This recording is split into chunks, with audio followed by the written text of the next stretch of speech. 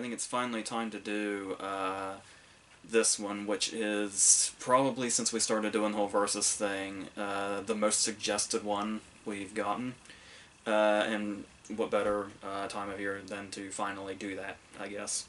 So I initially was kind of holding back because I wasn't sure if I wanted to do Plane, Trains, and Automobiles, because I considered doing like a whole sort of John Hughes devoted video just in general kind of thing, but that's kind of spread out enough to where I think we can just go ahead and do this. And it's worth noting before we even start that this was always going to kind of be a one-sided thing, and I'm pretty sure everybody should know that, or would know that going in. Because this isn't necessarily going to be a, let's, talk about each one individually, and, like, maybe the one that you wouldn't think is actually the better one of the two when you really look at it, or at least in my personal opinion.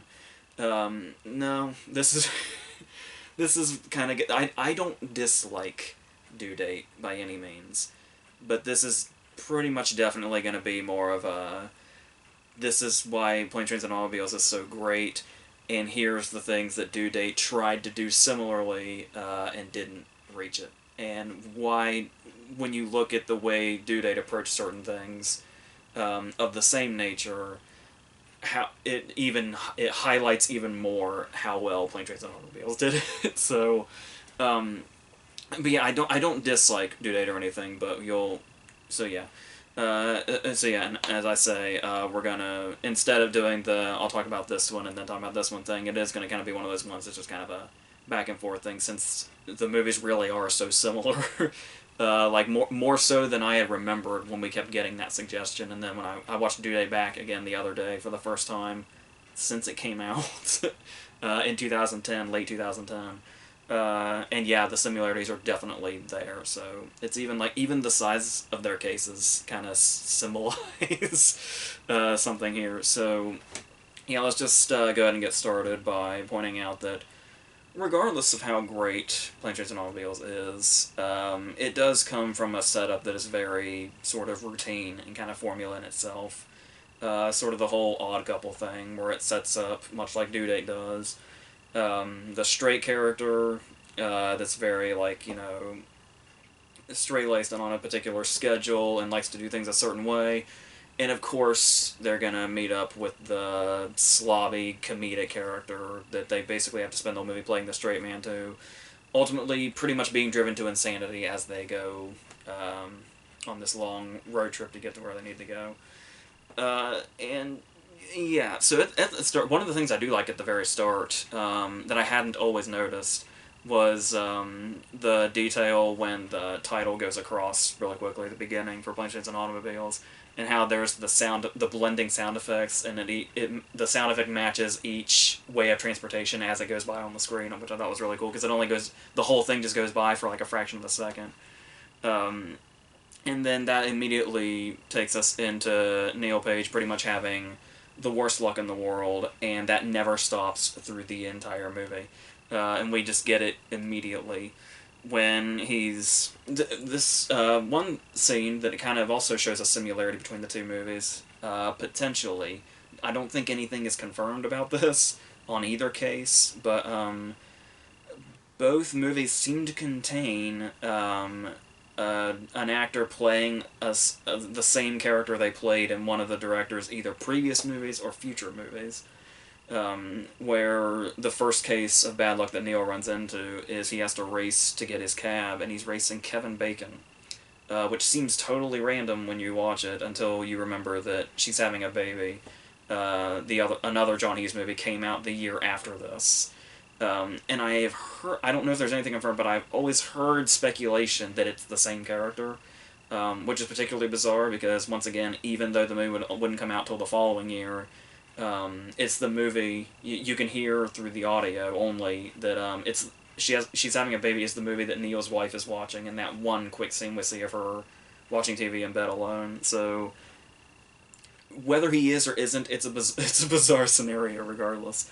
And you can say the same thing about Juliette Lewis in Due Date, playing a character named Heidi, which may or may not be her character from Old School. Once again, I have no idea if it's confirmed or denied or what, but So yeah, they have that in common too. Interesting enough, all the way down to something that small. Um, and so yeah, and this eventually leads to his first run-in with Dell, who accidentally takes his cab, and just immediately in that moment, which leads into the scene in the airport where he recognizes him in that very literal epiphany, which is a really interesting visual that he went with. Hughes did, where this is when we see the big difference between the slobby comedic character and what the way we usually see it and what it is that John Candy's doing. John Candy in what is really an Oscar-worthy performance, and I don't know many people that would argue that. Because while he's doing, the comedic scenarios that go in with this formula, being slobby, taking his shoes off on a plane and all that, hawking in the bed and all that, there's something about this. I think it's mainly in the first moment he and Neil really speak to each other, after Neil recognizes him and he tells him what happened. And there's just the immediate remorse in Dell that we end up seeing throughout the movie, that this moment just kind of, alludes to just in this moment. And it really shows us immediately it's going to be a different portrayal of this kind of thing. And the great thing about that is that he's so likable, even when he's, doing these things that are disrupting Neil's entire life, really. There's something, he's annoying to Neil believably. It's very believable that this is, the worst case scenario for Neil, yet he's never annoying to the audience, which is really...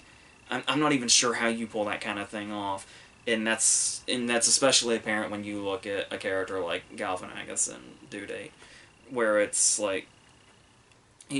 obviously he was reuniting with Todd Phillips, and it was the year directly after The Hangover, so there was kind of a big demand for Galifianakis to just keep doing keep doing Alan in The Hangover, and that's sort of carrying over. And then a couple years after this, he would do The Campaign, where the character had that sort of, I guess, feminine way about him was what he was going for. I don't know, but there's you take that character that came before this and the character that came after this, and they kind of merge together into Ethan, the character in this.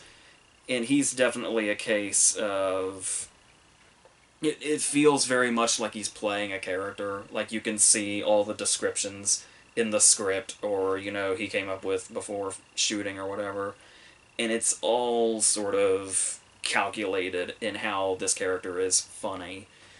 And with Candy, obviously, there's something, whether it be the dramatic scenes or the comedic scenes or whatever, there's just something so incredibly natural and real about him. And that's, like I said, when you see something like what Galifianakis is doing in Due Date, it just highlights even more just how much natural can work, not only with the emotional beats I eventually want to get to, but how much it definitely raises the comedy also and makes it even funnier, because it's with the situations in this mostly being relatable to anybody that's, I guess, even traveled at all or met somebody similar to Dell. The more sort of grounded in realism that is, the funnier the situations are going to be. The more you can imagine yourself running into a Dell, where you can't really imagine yourself running into an Ethan outside of some over-the-top comedy. So that's definitely something that's hardly even comparable with how they pulled it off in the great way and the maybe not so much way. But that's not to completely take away from what Galifianakis does. He does have moments when he's doing the whole Godfather thing, where he has that perfect Brando impression and stuff like that, especially since it's supposed to be an actor. And every now and then he's got just kind of a perfectly delivered, just sort of one line, when Downey asks him, why are your father's ashes in a coffee can? Or why is your father in a coffee can? And that's that deadpan response of, because he's dead, as if he's genuinely offended. It's like that. It feels like it's such an outlandish response to that question, but he seems genuinely offended. And it's that's the kind of stuff that makes this work. Like I said, where we can actually feel real reactions out of Candy. It would have worked much better in Galvanizing's case to kind of go with that. And I guess you could say they were walking a line of they don't want to necessarily be too much like this direction, otherwise they are literally making the same movie. And it's like to kind of approach it as this one's doing the same thing, but taking a bit more of an over-the-top comedic approach. But you gotta make sure you're gonna be able to pull that off before you go that route, and I'm not entirely sure that this movie was ready to do that. So that's a whole other thing. So, in talking about that natural comedic way, that only comes through even more when they decide, once again, because Del is such a likable character, it's his idea to say, well, since I accidentally took your cab, why don't, I get us the room? And you can come and... I've already got the room, you can just come with me. And then this leads to that whole sort of new awkwardness, where they realize they're in the same room, and they have to share the same bathroom, and the same bed, and all the stuff that's going to come after this. But, as we know, this once again just kind of feels like the formula. So it's what can they do with it to make it more than that, or funnier than that. It just immediately, all Steve Martin has to say is one word.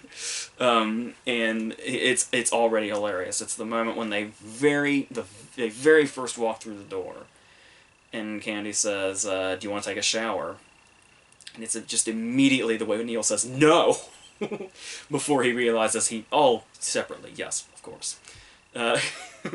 And that goes on where there's a before and after in this whole motel scene, where we have jokes in between the big scene, and the jokes in between, or the jokes on the other side, I guess you'd say, is something that really works here, where there's one particular case where there is a payoff to seemingly two separate jokes. and it's such a basic sort of gross out moment. It's the moment when he's in the bathroom and he grabs what he thinks is like a washcloth with his eyes closed, and it's Del's underwear. And it's like it seems like just an average gross out moment, but like I said, this is the payoff to two separate jokes pretty much, which is kind of amazing and like a perfect setup. Because you've got the first setup where, it's just the bathroom is destroyed thing. When apparently Del got in there first. And so, like, the towels are gone, and there's the hot water's gone, and all that stuff. And so, like, just in general, the joke of Del destroyed the bathroom, it's the payoff to that, in a way. And then there's the joke that came later, the legendary "those aren't pillows" joke, where the whole thing is this... there's this distance between them because there's still the awkwardness, and then there's the hostility that comes from Neil and the big blow-up, and then that's followed up with this accidental intimacy.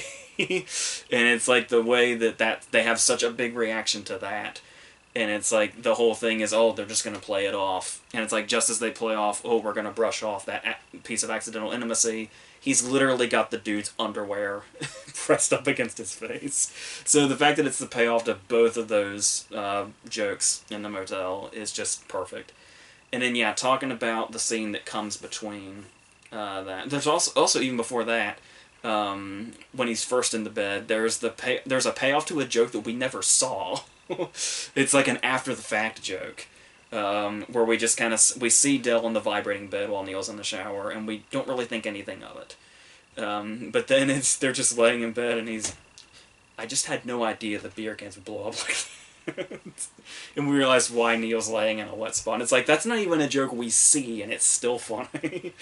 But yes, now that the scene in between those moments, when they first get there and when they wake up in the morning, the movie reaches a point that would be happening so much later in another movie, which just makes it interesting in general. Like, when I had only seen the movie a couple of times forever ago, I would always misremember that this scene was much later, because it feels like that. But it's like 20 minutes in, and that's it. And it's this whole... it only takes him that long. It takes him 20 minutes of movie time to reach his breaking point. That's how far apart he and Del are on this whole scale. And But the great thing about this is instead of it being a conflict, which obviously it is in the moment, but instead of it being a conflict within the story in the movie, it gives us this immediate point of them like reaching an understanding of each other, not just like dealing with each other, but like an understanding of each other as people, and that happens so early gets so much out of the way, and gives the movie so much more room to not fall into certain traps like that in the formula that they're working with. And in this moment also is like it's so real, not just in obviously the way Dell reacts is like the big emotional point where we see like the pain in his eyes, and we see it's especially cold, like it's almost hard to watch the moment when he says he's talking about I could sit through seminars because I've been with you, and I'll meet other people that say, oh yeah, I know that guy, the shower curtain ring guy, and that's just such a really cold thing to say, and you can see that in the way he reacts, and in the what he ends up saying back is the big moment of that movie, or in that scene. But Steve Martin in this scene is also so incredible the way he blows up, because he puts that moment in there, particularly with the Chatty Cathy doll, where there's this thing that you'll see a lot. Like if you've witnessed a really big fight or been in a really big fight or just seen somebody so incredibly angry with another person and blowing up at them, there's this bizarre thing, I guess, in human nature, where while the person is blowing up, they're saying and doing things like the Chatty Cathy doll thing, where it's like, it's almost like in their rage they're trying to be funny, but it's like, are they making themselves laugh? Are they trying to make the people around them laugh? Are they trying to make the person they're raging towards laugh? It's a weird thing that people do when they're like really riled up, and this is like such a perfect portrayal of that. And it's yeah. So I think Steve Martin definitely gets like equal credit, even though their strength in the scene are two totally different things, which makes their performances and their chemistry work so well, in bringing like these really real emotions out, even in a movie this big as far as some of the comedy gets. And like I said, it's basically the setting up point for their relationship for the movie, rather than being a conflict or something that happens in the middle or towards the end or whatever. It just sets everything out there, but doesn't entirely change them, because it is one of those cases where like, and once again, I'm sure people have had this with people in their lives also, where it's like you can have a blow up towards somebody that's driving you crazy, and then there's the moment where they reach the understanding, and Neil feels genuinely bad, and maybe in a sense even relatable to him, because it's like, because Neil is not exactly all that personable either, at least from what we know. We don't know of any friends that he has, at least on top of my head. He has like work associates, like Lyman Ward is there, Ferris Bueller's dad in that office, but there's feels like there's a distance with him and people as well, whereas Dell being trying to be a bit too close to people is putting a distance also, because he'll drive people crazy by accident. And it's like, so there's maybe an understanding in Neil with that also, but then there's still going to be, like, you still spend the time with this guy, you're still going to have those moments they have throughout the movie when he gets mad at him all over again, and they just keep happening. And it's like, it's just such a believable relationship, and they only know each other through the, like, we never really witness, there's never really anything about their relationship we don't witness ourselves. And it's like all there, but in this like 90 minutes, they managed to get all of that in there, which is amazing. And then there's even the moment when when Neil gets on the train and he starts talking to that girl next to him, and it's like, I've always kind of wondered if that's like, if he's just so relieved that he's finally on his way home and he's on this train that he's willing to open up to people, or if it's just him like having already inherited some of Dell's traits to just start talking to whoever happens to be sitting there. But regardless, yeah, and then obviously that leads to this beautiful moment in this field when the train gets stranded, and there's no words spoken whatsoever. And it's like they're, because Neil's had that blow up, and they've put both of their emotions out there, and it's like they've really been through the shit of confronting their differences, that they're already at a point, even after just one night together, that they hardly need words anymore. So we have the moment when Dell's dragging his trunk, and Neil just walks up and picks up the other side. And you kind of think maybe they'll just, say hi again, or they'll, thank him or something. Or there'll be some kind of exchange. And they just don't say anything at all, because there's nothing necessary to say. And it's like just overnight they establish that, and it works perfectly. And you don't necessarily see after all that, how much you can say about that, the one night they spend together. I'm not entirely sure you can say about the entirety of the relationship between Ethan and Peter, Downey's character. I almost forgot his name. Because you do have that moment where, there is a sort of a thing that they do where you can say Planes, Trains, and Automobiles took the scene that would be, a conflict in the middle or towards the end, and put it in a different place. They put it at the beginning, a different place than you'd expect it. I guess you could say that Due Date did the same thing, where they have the moment in Planes, Trains, and Automobiles at the very end where they part ways. Neil goes his way, and then Neil has an epiphany, comes to a conclusion, and turns around and goes back to him. And that scene is also in Due Date, but very early instead of at the very end. So it also kind of tried that similar thing, but there's the thing about this is it's not really that clear, because it's an earned moment in Planes, Trains, and Automobiles, because we see Neil reliving the movie in his head, and that's what makes him turn around. And it's a weird thing to put early in Due Date, because we're not entirely sure why Downey turns around. And I mean, I guess you could say there is the father connection, where it's finding the father's ashes, and it's like the guilt comes across him, and he's like, well, and it's like, this is it's hard. It feels hardly established at this point, and to the point that we can rationalize. It's like, because his father's ashes, he feels guilty because he too has father issues or whatever. Even though they're not similar at all, father issues regardless, I guess. And Ethan's only issue being that he's dead, because the whole joke when he laughs at him when he tells his own story is like, he and his dad had a great relationship. So there's not even anything particularly relatable between the dad stories, but the guilt enough of having the ashes. Not only that, he was almost ready to just throw them over a bridge, and he gets from that moment in like 10 seconds to, well, better turn back and spend the rest of this trip with this guy. It's like you can tell the depth is definitely missing in regards to their relationship and what, of course, I guess Peter's kind of a hard character to read in general, because he is just kind of more of that sort of character type, with not too much depth, because they do try to do the whole father backstory thing, but whereas Planes, Trains, and Automobiles knows when to do the emotional beats and when to really embrace them, like the blow up in the motel or many of the later scenes. This one almost seems to want to call that out, because there are a lot of movies where, there are a lot of comedies that try to have dramatic moments in them, especially lately, like Judd Apatow syndrome.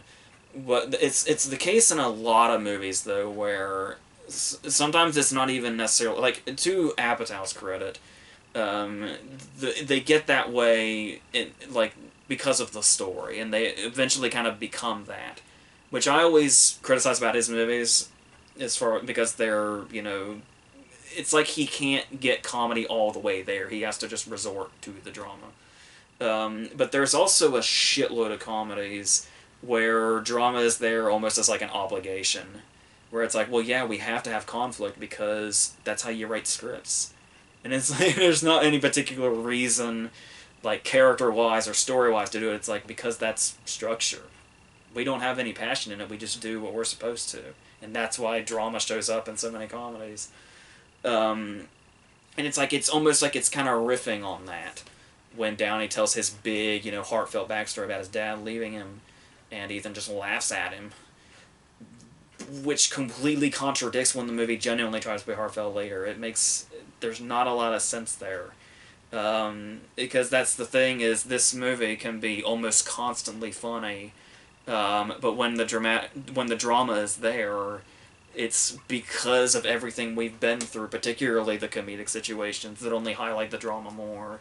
Because, like I said, just as much as the drama, the comedy, in the authenticity of it, and the situations, and Dell's character in particular, and the way Neil reacts to him, is what makes all the payoffs work, comedic or dramatic.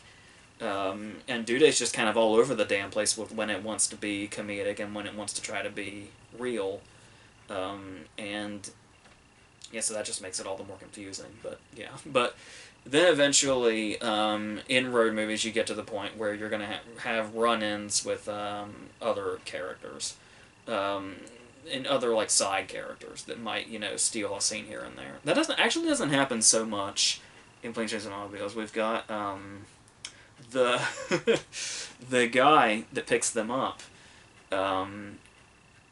Like the redneck dude with the wife and the kids, Owen is his name, and he's like doing the weird hawking noise, and he's this really sort of immediately like sort of intimidating presence, even the way he's presented, the way the camera pans up him, and it blew my fucking mind when I realized that was Dylan Baker. It's like it's still weird to me when I watch it, no matter how many times I've seen this. And that's he wasn't even the Dylan Baker we know from like Happiness or Trick or Treat or anything like that. Even the Spider-Man movies. So it's only in retrospect that's a really interesting scene with them running into him. Then you got Michael McKean as the cop towards the end, but that's about it here. And Due Date kind of tries to thrive on this a little bit. Like I mentioned, there's the whole Juliette Lewis scene.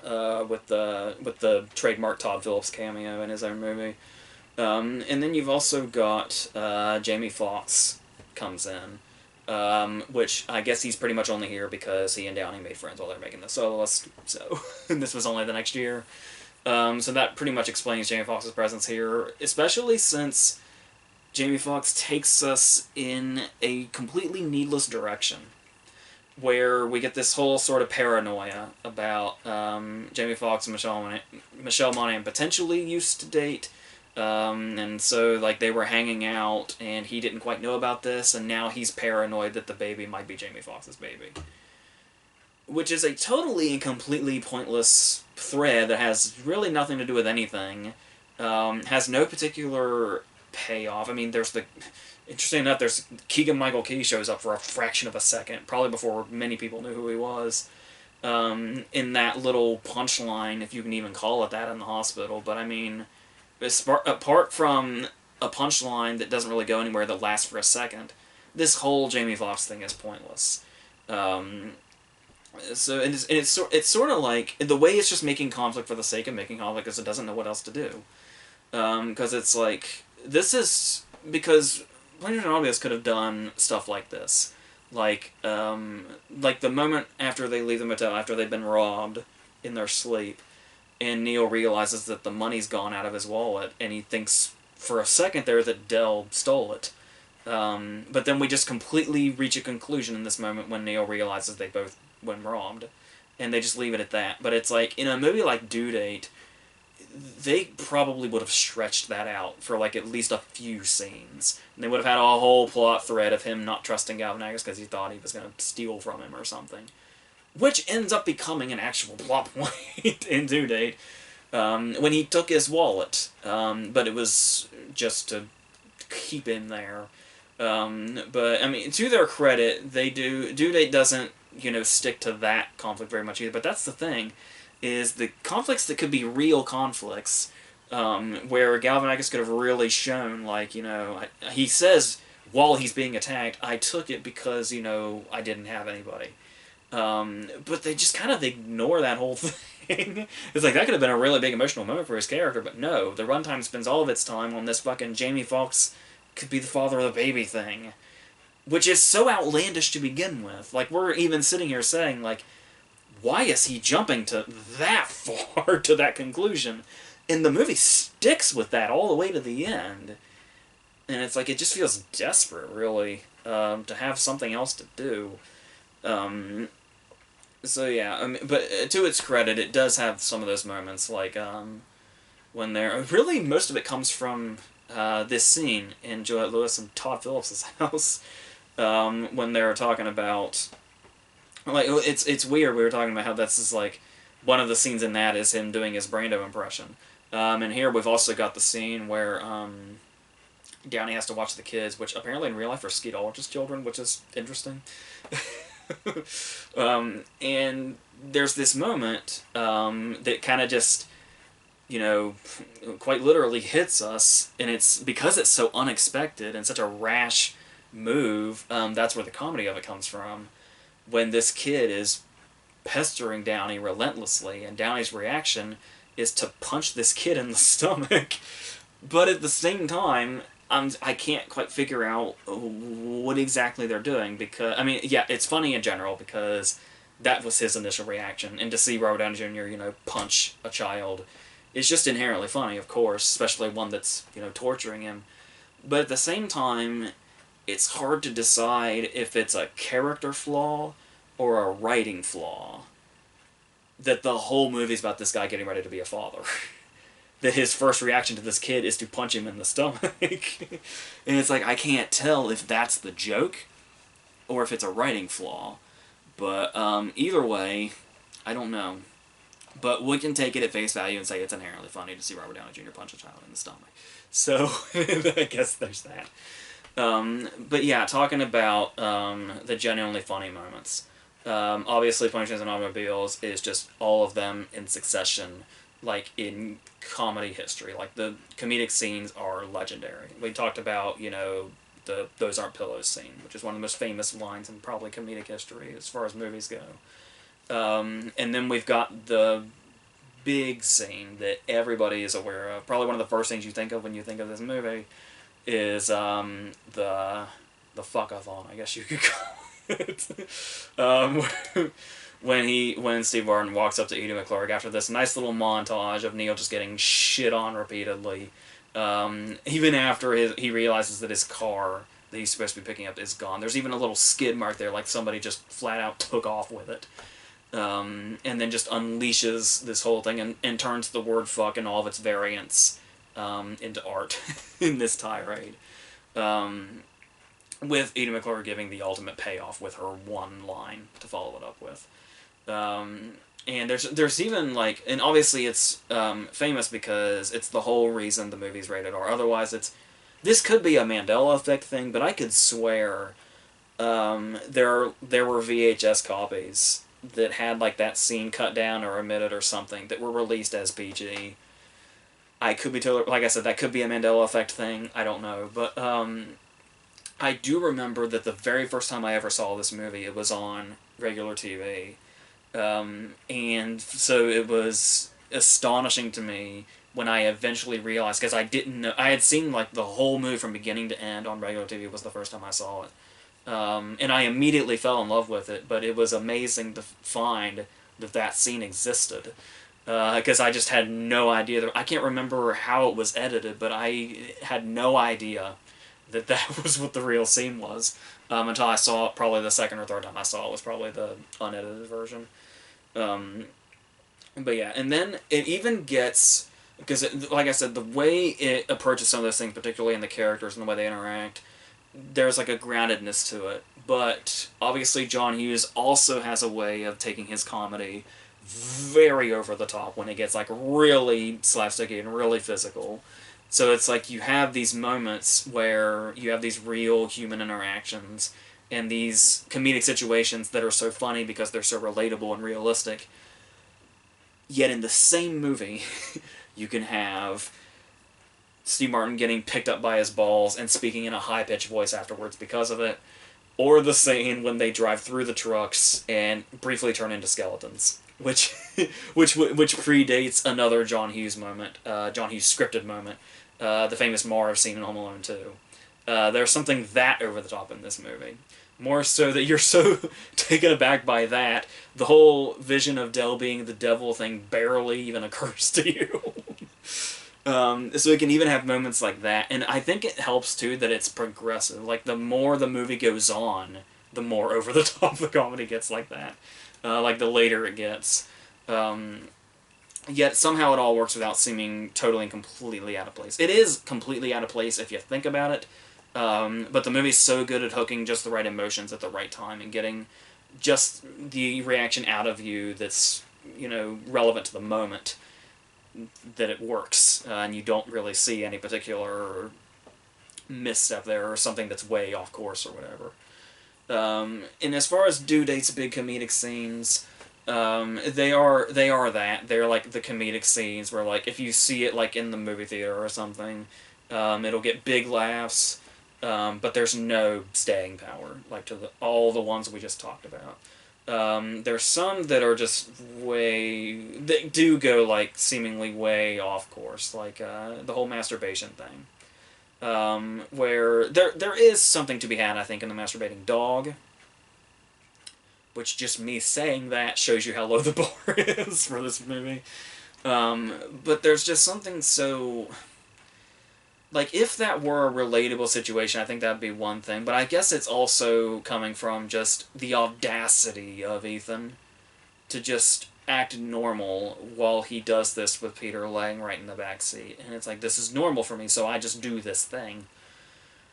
But it feels way... Yeah, it's just sort of, it's chilling more than anything else, and that's not what we want at all. Chilling in, like, the horror movie sense, so there's that. Then, yeah, there's the physical bit with the truck bed and with Jamie Foxx going, over the things and bouncing him around and stuff like that. Like I said, it's a good physical moment, but no particular staying power. There is one bit that I like that they could have dwelled on, and I like that they held back. And that was Jamie Foxx mistaking the ashes for coffee. And I think the reason that they could have played it up more, and I'm glad that they didn't, was we could have had a whole build-up moment where Jamie Foxx finds the coffee can, and the audience can go, oh, I know what this means. Oh, I know where this is going. And we anticipate that, and we anticipate that. And anticipation can be a good thing if it's handled right, but the payoff just being, oh, it's the father, and they spit it out. Yeah, that's really the only conclusion it can come to. So the fact that it didn't have a lot of build-up and it was just laid right on us was, oh yeah, I made the coffee you guys brought. Like, that's all it needs to be as funny as it is, and just get that quick reaction, and the scene doesn't linger on it. And I like also that it leads to the following conversation when it's, I'm sorry we drank your father. And just that line in itself, and the deadpan way Downey delivers it, is a nice payoff to that scene. So they did that right. But when you talk about the over-the-top stuff, where we have the moment where they go through the trucks and they turn into skeletons and all that, I think the reason they managed to get back on track without that being way too out of place is that it's just happened so quickly. It's like, not only does that keep it on track, but it's funnier that it just happens so quickly with no explanation. And so, as far as what Due Date does, I'm going to the car chase scene, where the movie has a car chase in it. And for a pretty big car chase, for the kind of movie that it is, and nothing makes me tune out of a comedy faster than a full-on action scene in a movie that's not asking for it. I mean, look at, like, the car chase in, like, Pineapple Express or something, or, the most famous, the Blues Brothers. Those work within those movies. This one, it's just not asking for it. And it goes on for a long time, and it's a big portion of the movie, and it's sort of like a half climax. Like, it's not quite the climax, but it's like right before. There's really not much of a climax. It's Downey getting shot. You would think the getting shot thing would have happened earlier, and the car chase thing would have been more of a climax, but it's placed in a weird place, and it's a little too over the top for the rest of this movie. And this movie tends to go over the top at times, but this feels like it's just it in itself, like there's really nothing else in the movie you can relate to but this scene to say that just is way too big and out of place for this. And like I said, it really just feels like sort of laziness. Like they couldn't come up with things that were a bit more clever, so they just went full on out with just, we'll just occupy this. And I guess what's happening is intended to be funny. Like I said, it feels more like it's trying to be an action scene than a comedic scene. And that's where it's not hitting. So, yeah. Okay, so then we eventually get to our sort of emotional climaxes. We pretty much already talked about that in Due Date. Now, as far as Punches and Automobiles, I'm talking about where it ends up when he does go back for Dell at the train station. And there's what's interesting about that is I was talking about how in Due Date they're just sort of one-off, comedic scenes. They have no staying power, and the comedy in Planes and Automobiles does. What's interesting is how much the drama has that just as much. Like when you look at Due Date, or many comedies that do that thing I was talking about, where they have the drama stuff just because they feel obligated to, because they have to. You don't remember any of the drama stuff really at all. You only remember it for the comedic bits because it's a fucking comedy. That's what it's doing here. That's what it's here for. But with Punches and Automobiles, the dramatic scenes you remember just as well as the comedic scenes. Like the first time I saw it, that train station scene hit me so hard when we learned the truth about his wife. And every time he references her throughout the movie, you see an entirely different, when you see it in retrospect and everything that it means, and that it was there through the whole movie this whole time. When I would think back on this movie after the first time I saw it, that train station scene was the first scene I would remember. And for a movie that is so funny and has so many big comedic moments, so many scenes in like comedy history, that the drama hits just as hard, that you remember it just as much as you remember the comedic scenes, that's a whole other level. And like I said, anything you want to credit that to, Hughes' writing, Candy's performance, Steve Martin's performance, all of it works so much. And like I said, the fact that it's a thread throughout the movie before you even realize it, so it's almost like when we see like the way Candy has those moments, and the way that you can kind of see where Neil's coming from, right? So you can kind of dissect his character a little bit, talking about the formula and the concept. Planes and Automobiles is a movie that by the time we get to the train station scene, it is totally and completely transcended the straight man and comedic roles. It's basically just two humans at this point, and that's such an amazing strength for this movie to have. So that's, yeah, I mean, how do you even really compete with that, trying to kind of make the same movie and like not even remotely getting close to bits like that? But like I said, Due Date is not a movie I dislike or anything like that. If it's got one thing on Planes and Automobiles, some of the scenic shots in Due Date are nice. And maybe there's something that, something negative that Planes and Automobiles has that Due Date doesn't. Maybe people will disagree. But I don't know what the hell is up. I've never known what the hell is up with the score. Because there's no... I guess this is a case where it's like, all the good things Planes and Automobiles has going for it, the score really stands out in a weird way. This is the point where I'd say the score belongs better in this kind of thing or this kind of thing, but I don't know what this score suits. I don't think it's necessarily... I mean, if you've seen the movie enough times now, obviously it becomes synonymous with it, and eventually you get there. But I mean, taking it from the standpoint of just in general, it's a weird-ass score, and I don't know that it belongs, but yeah, so I guess you could say it's a unique score.